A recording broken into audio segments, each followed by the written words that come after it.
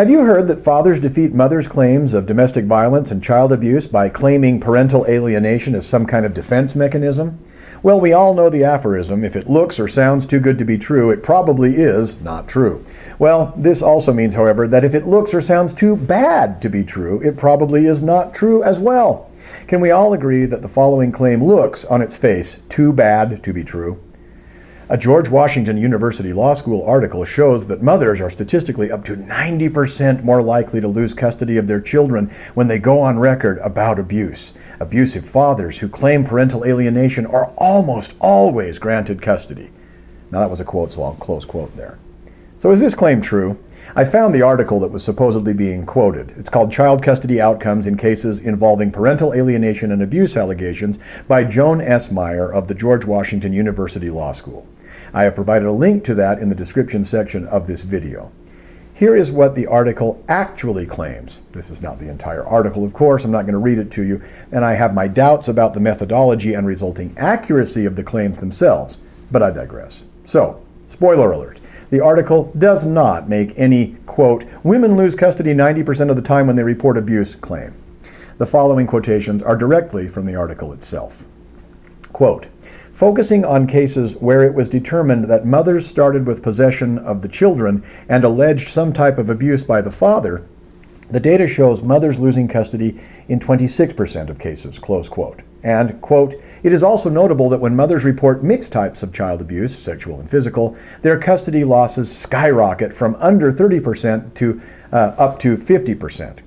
And, quote, when fathers cross-claim alienation, courts are more than twice as likely to disbelieve mothers' claims of any abuse than if fathers made no alienation claim, close quote. And, quote, when fathers cross-claim alienation, courts are almost 4 times more likely to disbelieve mothers' claims of child abuse than if fathers made no alienation claim. And finally, quote, as the chart indicates, when fathers claim alienation, the rate at which mothers lose custody shoots up from over 25% to over 50%. That is, fathers' alienation claims roughly double mothers' rates of losing custody. When courts credit the alienation claim, rates of maternal losses of custody increase more drastically, close quote. Now, this article is definitely food for thought, but clearly does not find that mothers who allege abuse are 90% more likely to lose or not win custody.